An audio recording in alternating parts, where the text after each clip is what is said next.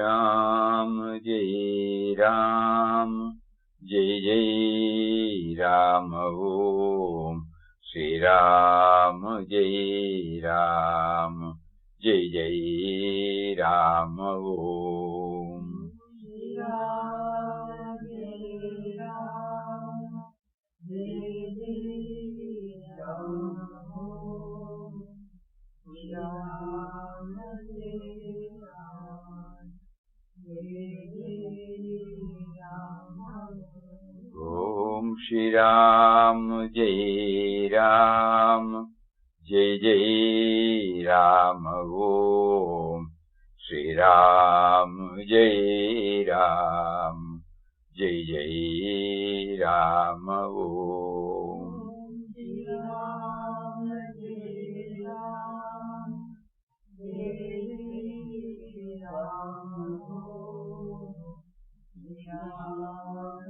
Jai Ram, Jai Jai Ram, Om Shri Ram, Jai Ram, Jai Jai Ram,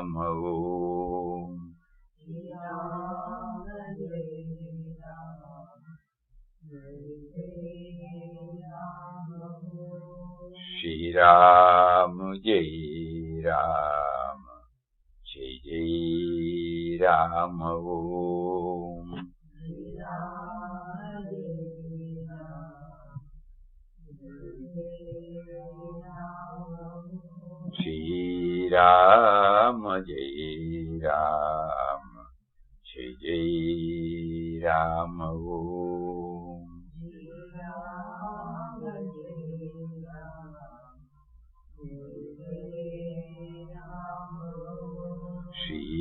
Ram, Jai Ram, Jai Jai Ram, Shri Ram, Jai Ram, Jai Jai Ram, Om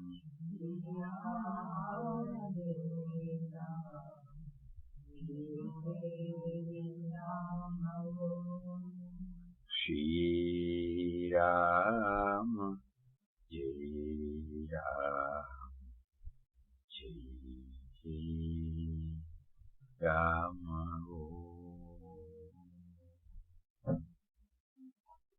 Shri Ram. Hari Om to everybody. For the past few days,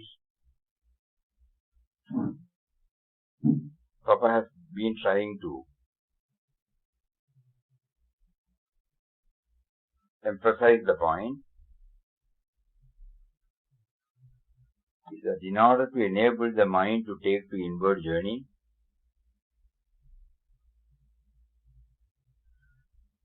a right perspective should be maintained throughout our waking state when we deal with men and matters. This should not be lost sight of. Whether it is picking flowers, whether it is drying the cloth, whether it is cooking, whether it is cleaning, whether it is doing puja, all these are aimed at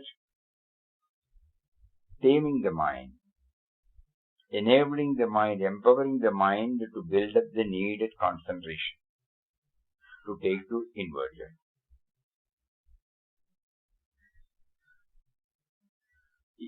This should be there at the bottom. While I when I dry the clothes and put it properly, this we should know. We are trying to raise the concentration level so that the perfection will be there.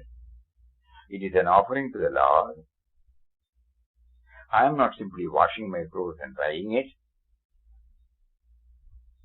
So we try to move closer and closer to Him. For that, utmost concentration is a must. When we have been trying in our outer activities certain amount of perfection, the mind becomes attuned to it, and when we close our eyes and chant mentally the holy and all-powerful Ram Nam, slowly the tendency to go out will become less and less. But again it may go out. So one more technique by which we can make it rooted. No? You are there in the form of my being. No? So then a little analysis of how we the sense of individuality has come up. These are the words of Shraddha Maharaj. Very, very, very inspiring. Have you ever really given thought to the essential nature of man? Forget what you have read, what you have been told. Have you given any independent thought to this question? Essential nature of me. I repeat, independent, quiet, thorough, deep thought. As if you were the only sentient being on the earth and there was no one to guide you or misguide you. What are the essentials to that which you consider as you? Obviously the body, The first thing when I say I, the body comes because that is the station, that is the center, that is the temple, that is the house where I reside. Bhoga ayatanam.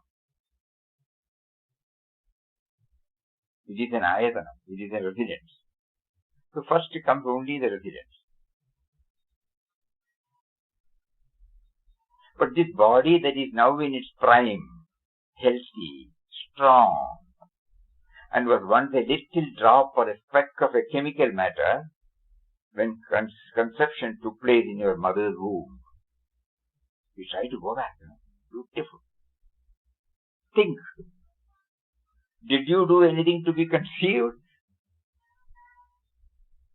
Did you want to be conceived? Were you consulted?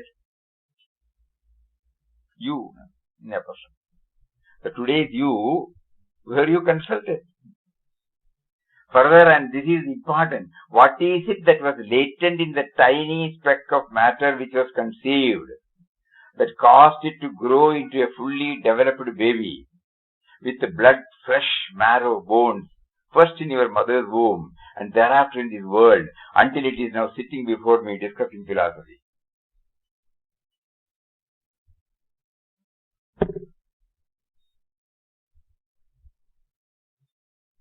The body was, during its growth, assumed various changes which you have considered to be you at different times. I was a child. I was an adolescent. I became an adult. I became a young man. I became a middle-aged person. Now I am a senior citizen. So many changes have taken place.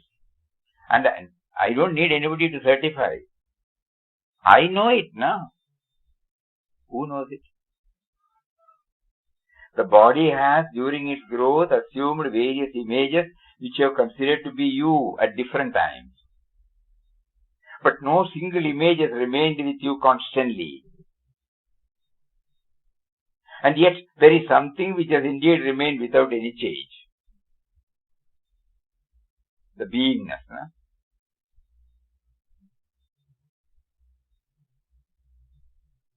Is that not your sense of being alive, present, the consciousness which gives sentience and energy to the apparatus known as the body?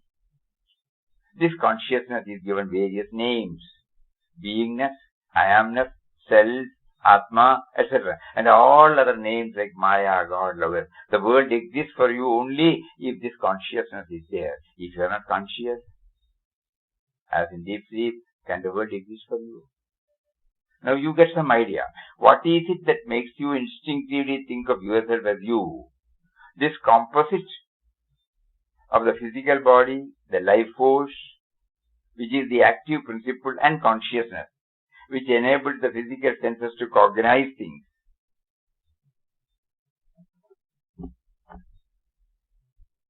Papa says, the other day, your job is to in quest of where from I have come.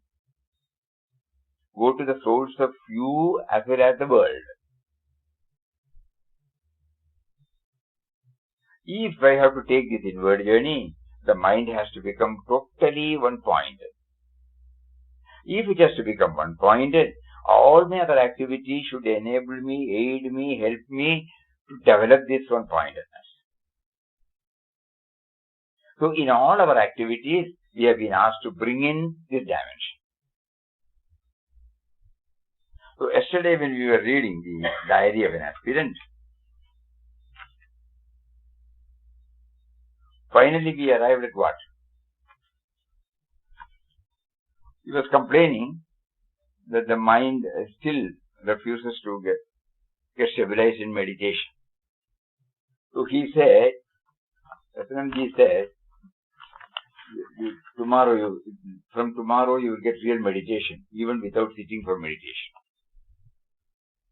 Because the moment we think that meditation, we have got a mental picture. Sitting in Padmasana, our vertebral column erect, eyes half closed or closed, concentrating on the middle point here, watching the pranas, watching the thoughts, trying to facilitate for the emergence of the witness consciousness. Whenever the mind goes out, the Nama helps us to bring back. So constant mental chanting will somehow enable the mind to stop going outward. The outgoing tendencies are arrested, as it were. And so that it slowly goes back to the source. But here, the same attitude is stretched to every activity. From tomorrow you will get real meditation even without sitting for meditation. That's definitely. I did not understand what he meant. Now this morning, while washing my clothes, I felt clearly that I was an unmoving witness, apart from my body, and that only the body was doing the work. See how the graduation takes place, how the evolution takes place in an individual. Outside, for all practical purposes, an outsider will feel he is involved in washing the clothes. But to him, I felt clearly I was an unmoving witness apart from my body, and that only the body was doing the work. The feeling did not last very long. I tried to recapture it, but did not succeed.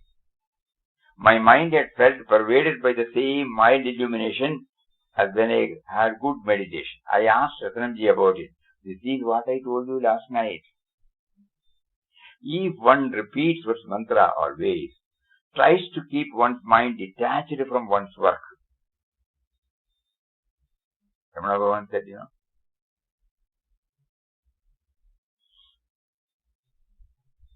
the feeling that one is not the doer starts to dawn slowly. Of course, sitting meditation is also good, but it is only the first step. You sat for many hours every day for more than a year before coming here. It has awakened something in you, but that is only the beginning, and it will be a great limitation if you can experience that peace only when you sit down and close your eyes. This is very important. Because he is with us,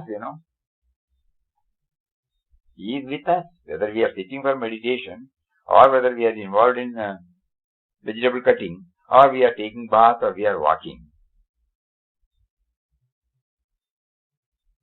or we are hearing, or we are thinking, he is there. So it should not be limited to the one particular one. But that's why the sitting in meditation is the beginning. If you can experience that peace only when you sit down and close your eyes, That peace or current of awareness is the true nature of the mind or ego, and if you hold on to that, it will lead you to the reality beyond the mind.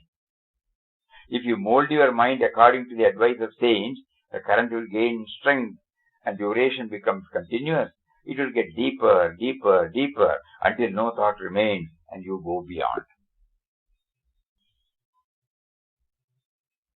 So the sage don't gain effort. The sage does not gain effort. Saints do not think. She's asking if saints know. Let us do what, Let us do what has been asked. We will try, whether they have or they have not. In what is going to help us? Every time we start thinking this, what am I to do? What am I to do? How am I to practice this? How am I to know more myself? So he was complaining from what was he complaining? Getting up by 3:30 and finishing my bath, I stood steady to 4 to assist Ratnamji in any work. The previous night, in the presence of Baiji, I made a mild complaint that I was not getting much time for meditation nowadays.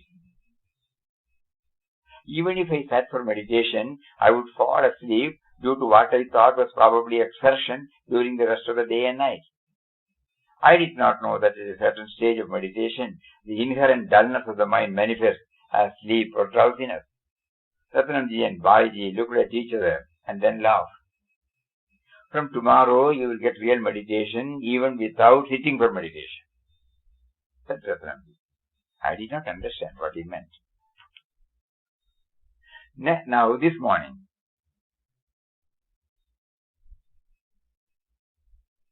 while washing my clothes, I felt clearly that I was an unmoving witness, apart from my body, and that only the body was doing the work.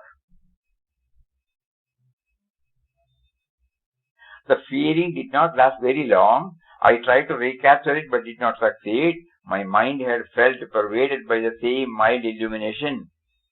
Then I got good meditation. I asked Ratnamji, that is what I told you last night. If one repeats one's mantra always and tries to keep one's mind detached from one's work, the feeling that one is not the doer starts to slowly dawn. Of course, sitting meditation is also good, but it is only the first step. You sat for many hours every day for more than a year before coming here. It has awakened something in you, but that is only the beginning. And it will be a great limitation if you can experience that peace only when you sit down and close your eyes. That peace or current of awareness is the true nature of the mind or ego, and if you hold on to that, it will lead you to the reality beyond the mind. If you mold your mind according to the advice of saints, that current will gain in strength and duration, and duration becomes continuous. It will get deeper and deeper and deeper until no thought remains and you go beyond. So the constant preparatory step should be there. This is what is conveyed. If at all we get a glimpse, it will not stay with us. So we have to regularly practice. When Maharaj said, consciousness, we were remembering one word. So consciousness is not plural, You cannot add S to it. So that is singular. Same everywhere.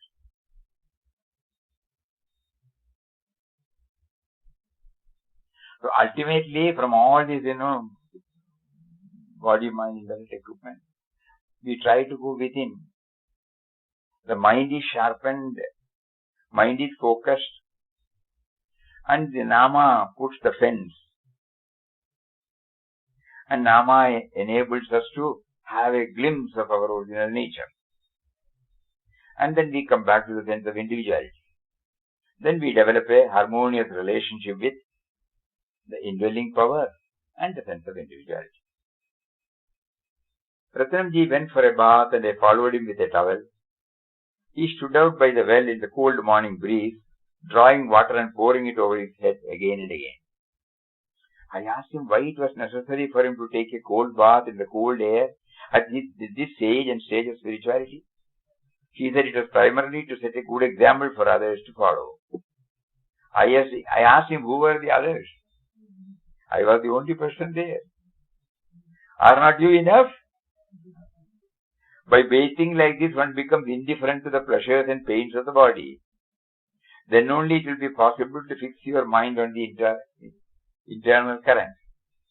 Attachment to pleasure and aversion to pain are the two main obstacles to meditation. See, again he comes back to that.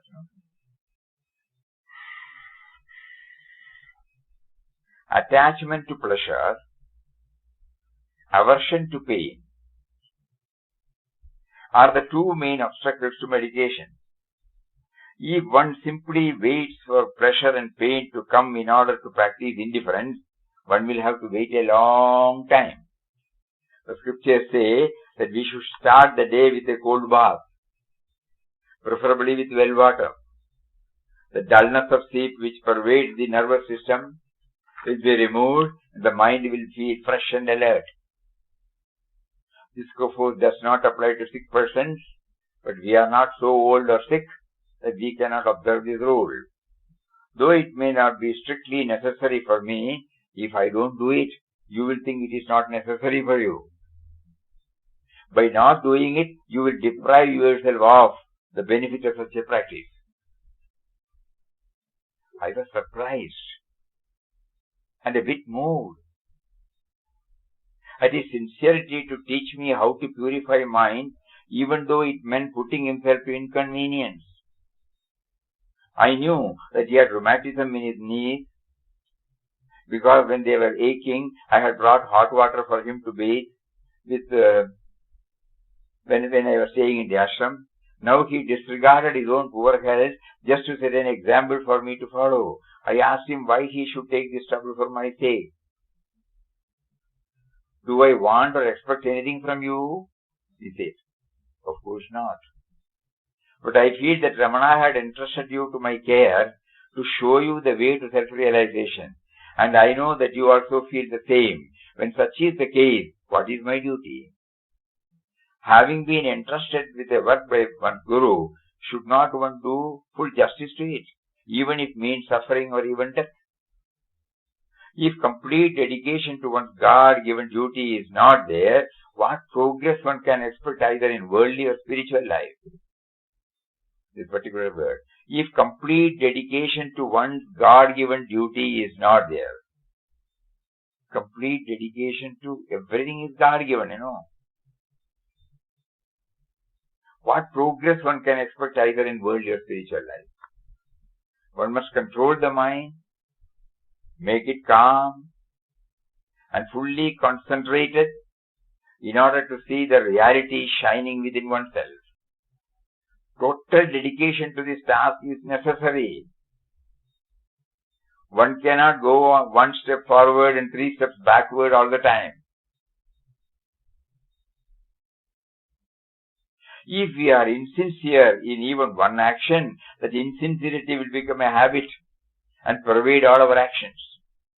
If you feel the pulse in any part of the body, it will be the same. Here, everywhere.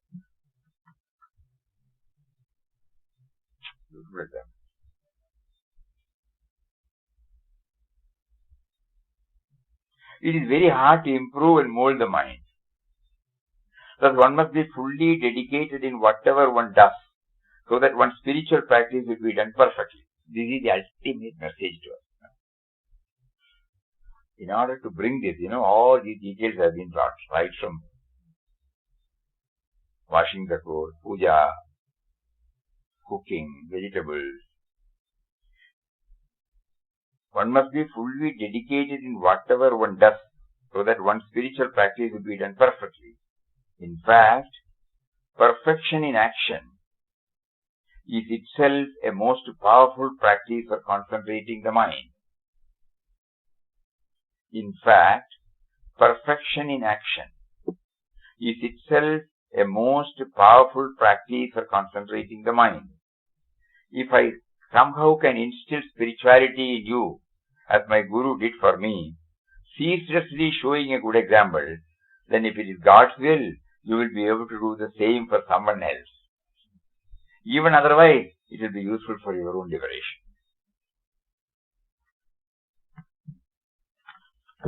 Once again, we will read Nisarga Maharaja. Have you really given thought to the essential nature of you? Forget what you have read. Forget what you have been told.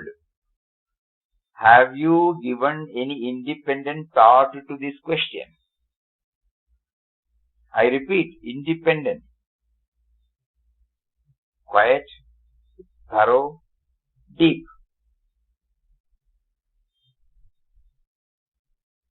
As if you were the only sentient being on the earth and there was no one to guide you or misguide you. What are the essentials to that which you consider as you? Obviously the body. But this body that is now in its prime, healthy and strong, was once only a little drop or a speck of a chemical matter when conceived, when the conception took place in your mother's womb.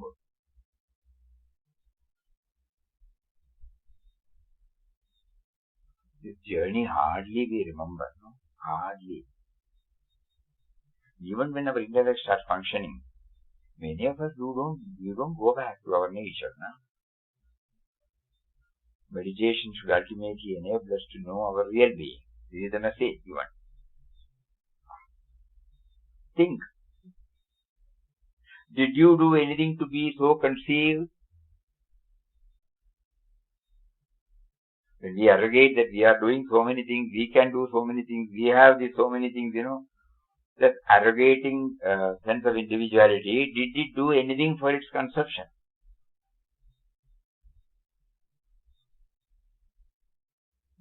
Were you consulted? Further, and this is important, what is it that was latent in that tiny speck of matter which was conceived that caused it to grow into a fully developed baby with blood, flesh, marrow, bones, first in your mother's womb and thereafter in this world until it is now sitting before me discussing philosophy? Beautiful. Wow. Every one of us has to go back to this. Have we really applied our mind on this? The body has, during its growth, assumed various images which you have considered to be you at different times. But no single image has remained with you constantly. We can parade all these things in our mind, now. Life in a retrospect. The mind is so fresh, the mind is so capable of filing all those memories. Sitting now with precision it comes back, more clearer than even a movie. Even the face comes, the situation comes, the objects come. And of course the concept of taking photographs, that came. Because you can see. You may forget, but the moment you see a photograph of yourself at different stages, immediately the whole file is opened and you can see the various changes that have taken place in you. Never it has been constant. The body has, during its growth, assumed various images which you have considered to be you at different times, but no single image has remained with you constantly. And yet, there is something which has indeed remained without any change. Is that not your sense of being alive and present? The consciousness which gives sentience and energy to the apparatus known as the body. This consciousness is given various names: beingness, I amness, Atma, self, and in our case, Ram, and also other names like Maya, God, love, etc. The world exists for you only if this consciousness is there.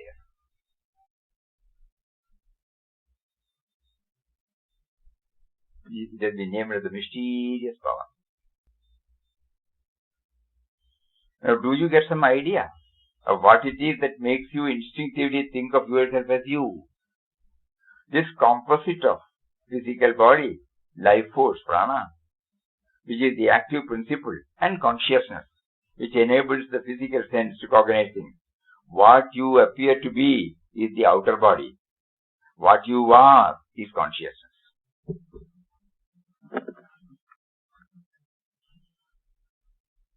So ultimately, all our daily activities should enable us to take to this inward journey, to have a peep into our original being, even if it's for a fraction of a second worth it.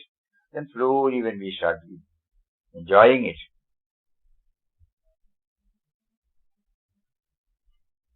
we will get more and more stabilized in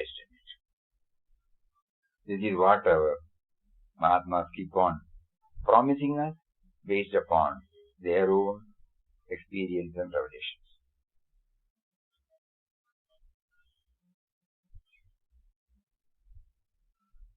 So let us not get stuck with any particular activity, but at the same time, what is important behind that activity is that what matters. So whatever I do, it should become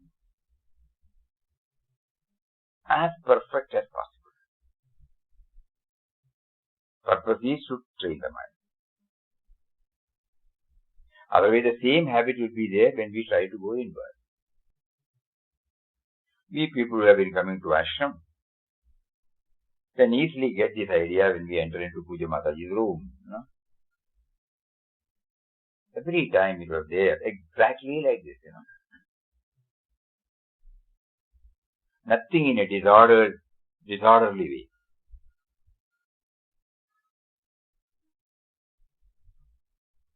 We appreciate, we say this and go back. No. She was demonstrating to us that this is the most essential thing for our spiritual progress. We did not know that. We were appreciating how simple she is, how perfect she is, and all those things we used to say. But it never struck to us that she is demonstrating to us. And did we take that message? If we have taken that message, it would have really helped us in our inward journey. If we have taken inward journey with that perspective, we would definitely have a glimpse of our original nature. These are all the messages Papa is giving to us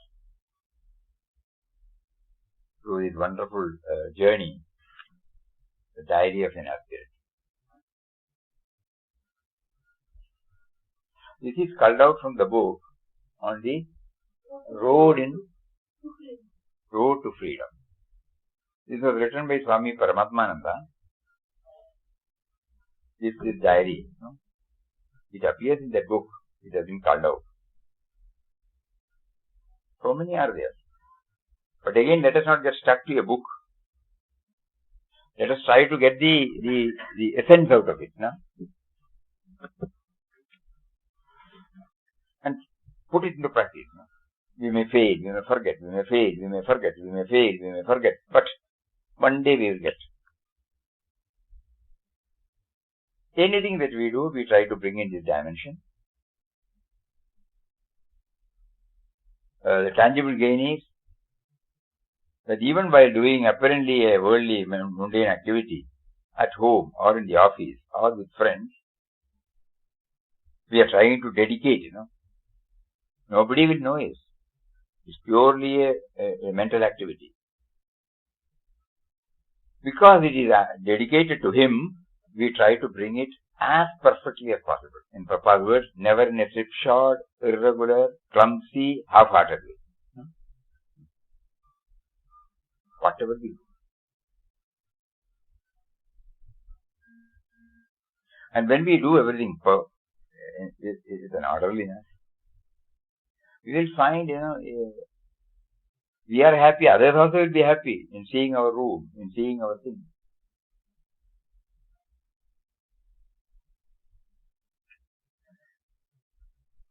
There will be a regularity. Every day we will wash our clothes, we will keep it clean. No? Not like this, in the fact, you see so many clothes in one week, on Saturdays or Sundays, you all take it. That was what we were doing. Socks will be there. Suppose we are using socks and shoes. It will have its own bad smell. So every day we don't do that. And the mind has got an excuse. We are busy. But now we realize all those things. And whenever we see things not in an orderly way, instead of blaming others, we will go and correct it and do it. Because it is not for them. It's to make us ordered. We feel not comfortable, when something is not placed in the proper place. Suppose we take an umbrella and keep it somewhere without properly closing it. And when we see that, we become not comfortable. So immediately we go there, take it and put it in the proper place. Others may be thinking that they are helping. It is not. We become uncomfortable. If that system stays in us, it will be easy for us to take the inward journey without much struggle. There will be struggle, no doubt. As Maharaj says, it will not stay. You immediately just come. It will come back to its normal. So it is touch and go. Papa used to say tug of war. No?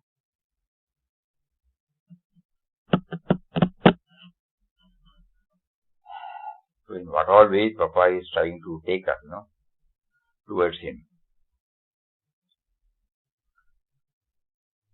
We feel deeply grateful to him. He facilitates for us to absorb all these things in a calm and sattvic ambient atmosphere. And he doesn't give a tall talk. He brings it out through others from their very life, connected with the daily life. It's a wonderful, wonderful way of taking us. So let us try. We pray to him now.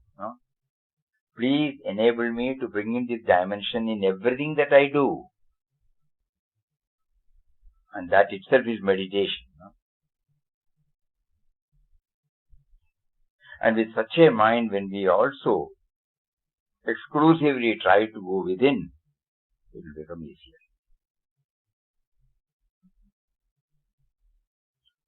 Anyway, let all these things get stamped in our heart. Hayo. Om Shri Ram Jai Ram Jai Jai Ram Om Shri Ram Jai Ram Jai Jai Ram Om Shri Ram Jai Ram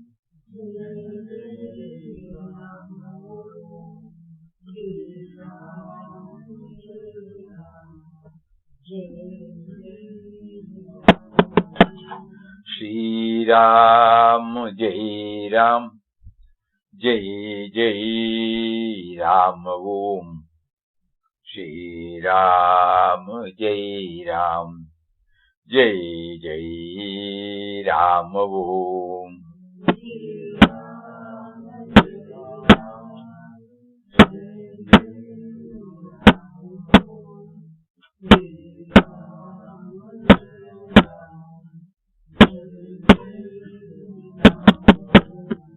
Shri Ram Jai Ram Jai Jai Ram Om Shri Ram Jai Ram Jai Jai Ram